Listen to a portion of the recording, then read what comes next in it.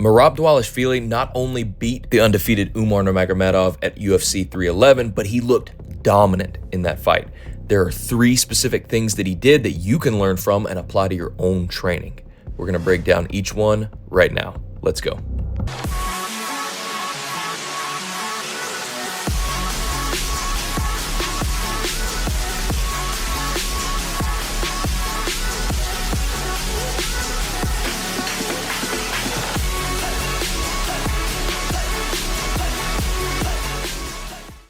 Number 1. This first concept is one I really hammered on in my video on how to neutralize wrestlers in MMA. Offensive wrestling. Now, don't worry, I'm going to break down some of the specific setups and techniques he used in this fight, but in order to use these yourself, you need to understand why this works against high-level wrestlers. Take a dominant fighter like Khabib, for example. In every fight he had in the UFC, he was the higher caliber wrestler. This leads to a dynamic where most opponents wouldn't dare attempt a takedown on him because they're so reluctant to grapple with him. And this makes sense at first. I mean, you wouldn't want to stand and strike with Alex Pereira, right? The problem is that this makes the fight easier on the wrestler.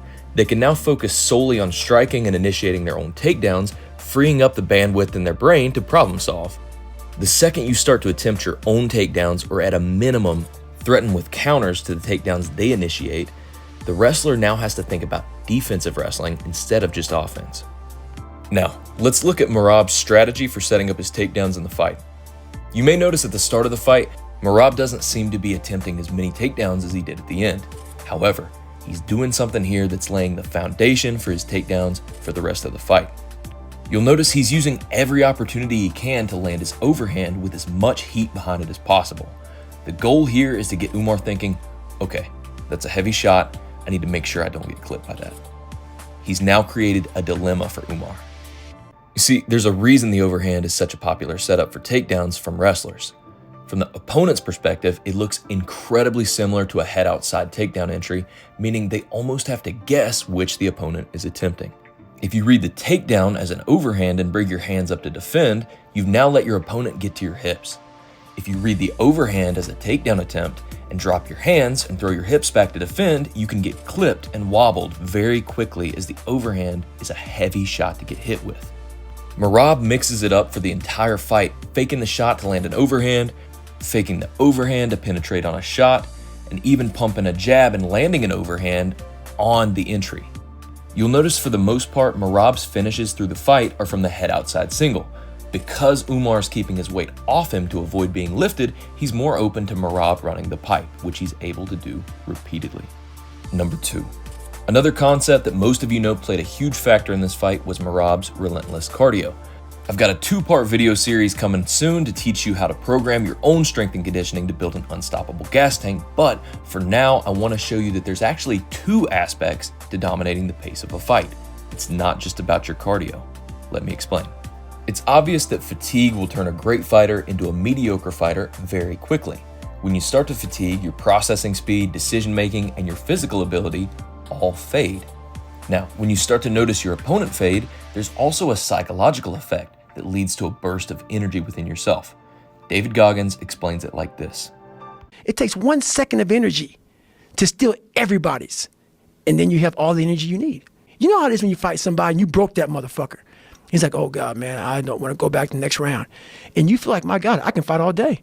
That's what taking souls is. For those of you who want the science behind this, it's actually explained by a massive dopamine dump when you sense that continuing to push will lead to a desired outcome. This dopamine alters your sense of perceived effort and allows you to keep going at a higher pace for longer. The second part to dominating the pace of a fight is being able to apply techniques faster than your opponent can react to them. We can see over and over again that the moment one technique doesn't work, Merab either starts chain wrestling or transitioning to striking, forcing Umar to remain 1 step behind him. Number 3.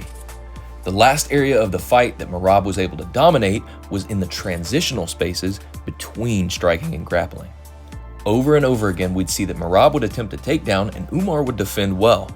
However, instead of breaking contact, taking a breather, bouncing for a second, and moving back in, almost every time, while Umar was still extending his arms to create space, Merab would transition to striking right off the break. This is an excellent strategy against an opponent who has high-level takedown defense, as in MMA we have two lines of defense for takedowns, the hands and the hips. By striking on the break, you attack in the opening created by your opponent's hands being occupied defending your takedown. You'll notice several times, instead of backing straight out off the takedown attempt as most wrestlers do, Merab stays in the pocket and comes right upstairs to strike.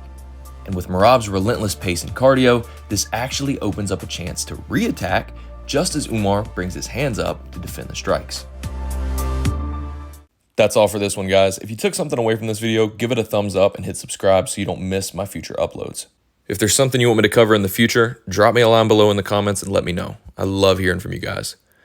I'll see y'all in the next one. As always, thanks for watching and good luck training.